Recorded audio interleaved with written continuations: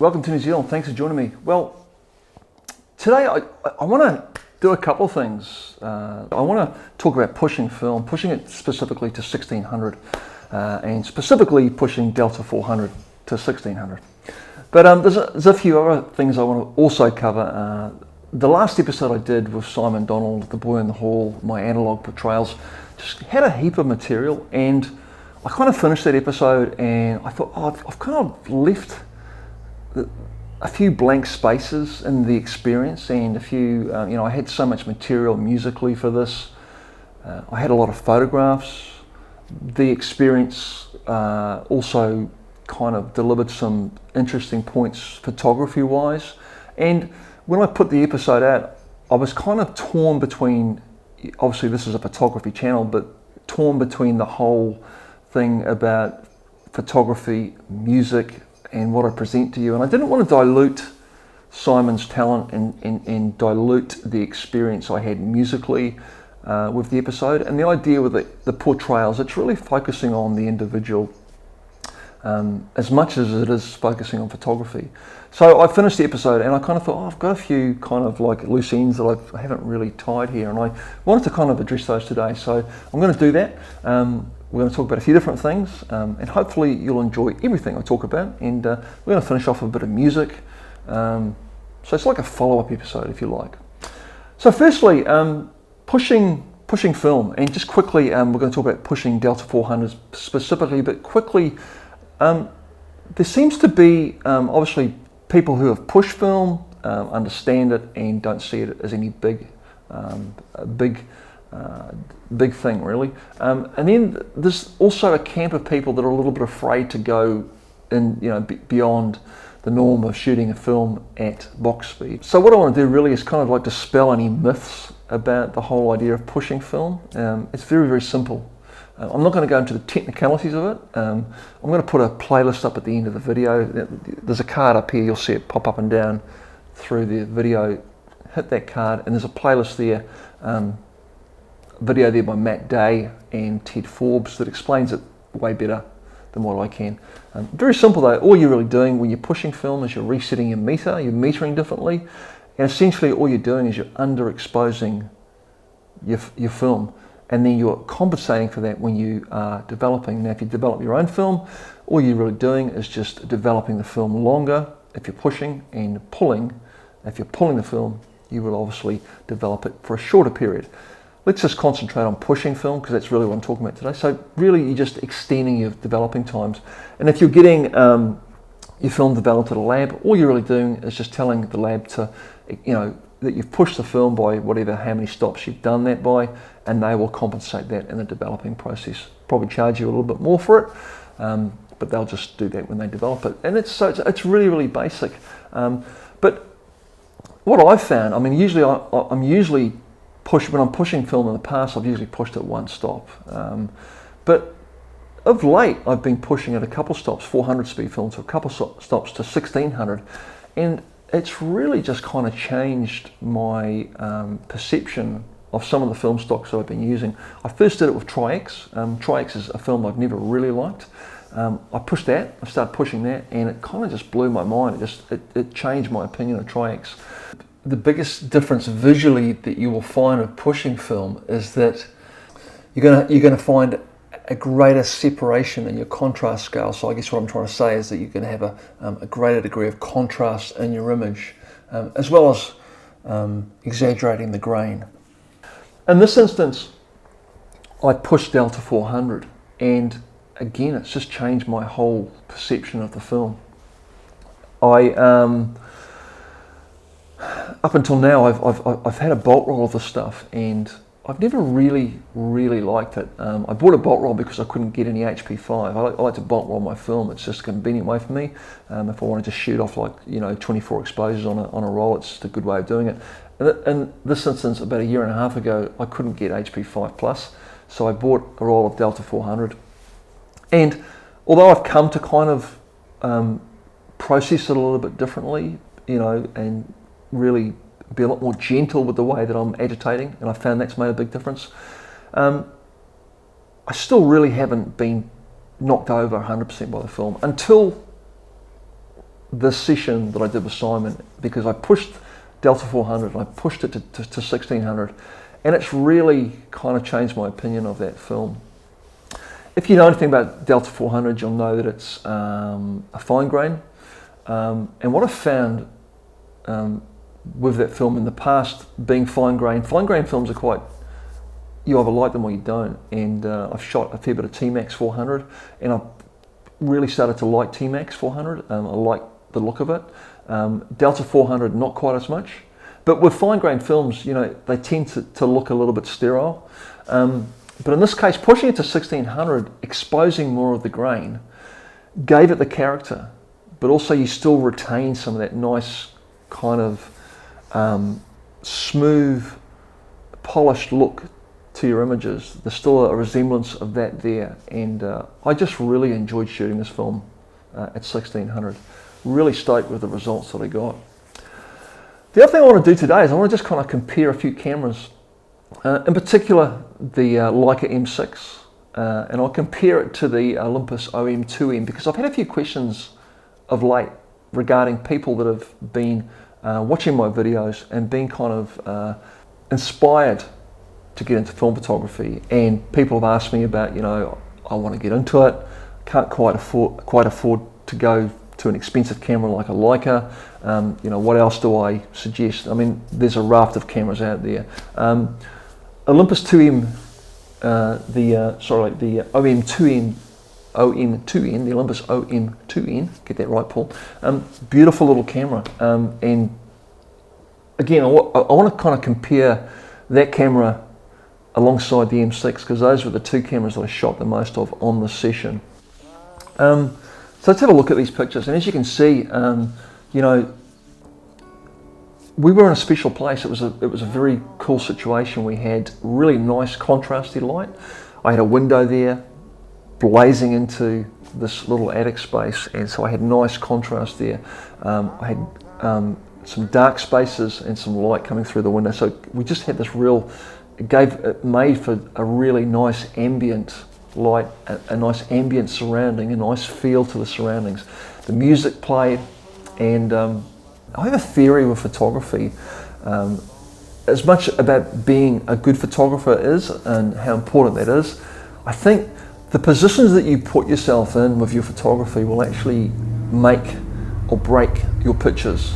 And what I'm saying is, if you put yourself in good positions, you will find it easier to make good photographs.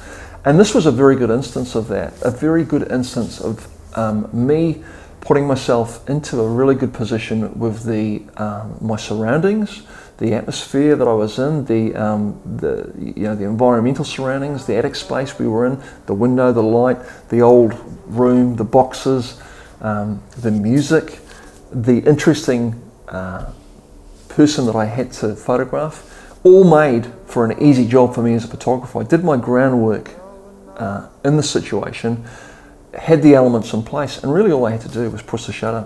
And I made a comment to Simon at the time that it's not difficult to get good pictures when you put yourself in that situation. And I think as a photographer, working towards putting yourself into good positions, go the extra mile, work a little bit harder, and you'll find that your results will be twofold. Good point to make there. You know, going over to the OM2n, I mean, like I shot this with a 50mm. On the Leica M6, I had the 35mm. I just love that 50mm focal length. It just softens things. It's just a nice bridge between EG and the softness of a portrait lens. It's not quite, you know, as forgiving as a portrait lens. It's got a bit of edge to it, but you still get this nice softness that kind of just, you know, your shapes and your curves and your features, you know, the portrait features kind of just like flow from it. And that's why I love a 50mm. It just is that nice sweet spot lens. And this picture here is just a really nice example of how good this camera is. I just love, this is one of my favorite shots from the session. And you know, I think this camera cost me 200 NZ, New Zealand dollars. If you transfer that to US dollars or pounds, it's about $120, £120. Well worth the money. A very good, good camera with, and the M6 lens is probably as good a lens as you're going to find. We don't belong to much, but it works us to the bone.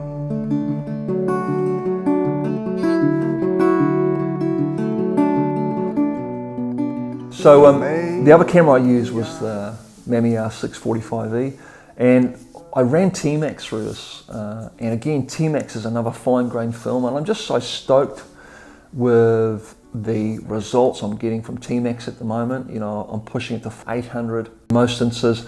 This instance I pushed it to 1600. I metered with a handheld meter because my camera didn't go to 1600. This is just a really good film. It's just a really, I'm finding it's just really versatile. I can, it seems to be just one of those films that just, you know, as you can see with these images, like, you know, if you get the light right, and, you know, especially these three images here of Simon I did with the light just bathing on his face. You know, I think these were the best pictures of the day for me, and just that bigger film size really soaked up the atmosphere. Just gorgeous tones, and even though I pushed it to 1600, the grain on these shots is just beautiful.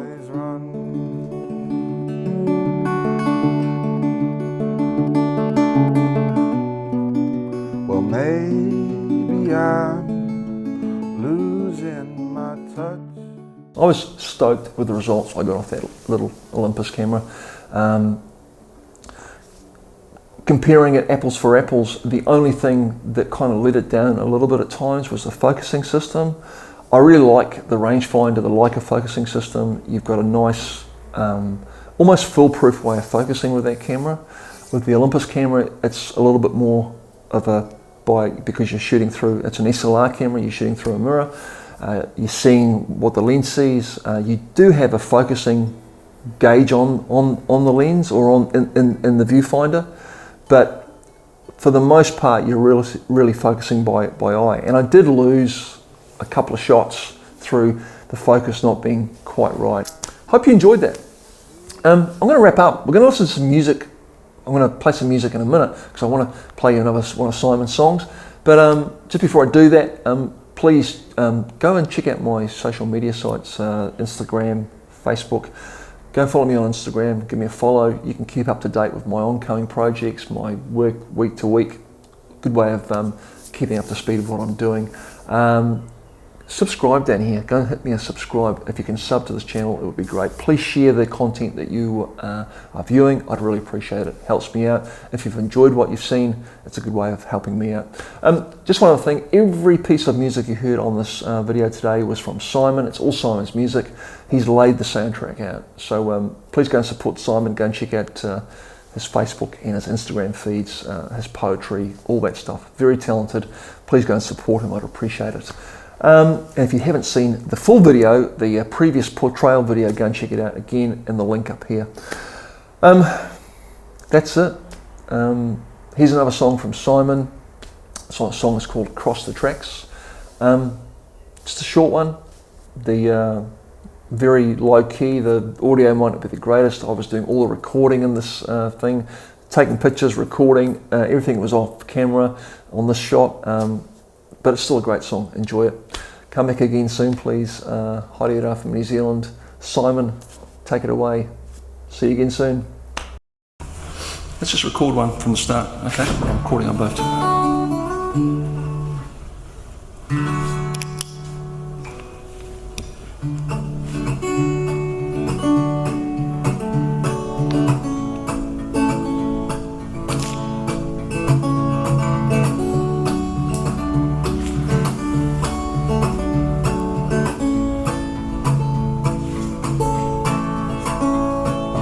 Through the red light hole, where we paint the walls in gold.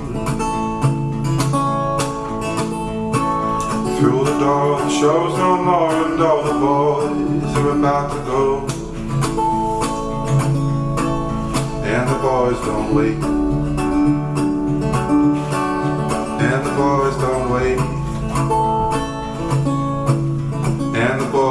away. Under green and blue, my baby's gone to bed. Papa was a rolling stone, and now these days he sits alone and waits for death. Death is running late. Death is running late. Death is running late.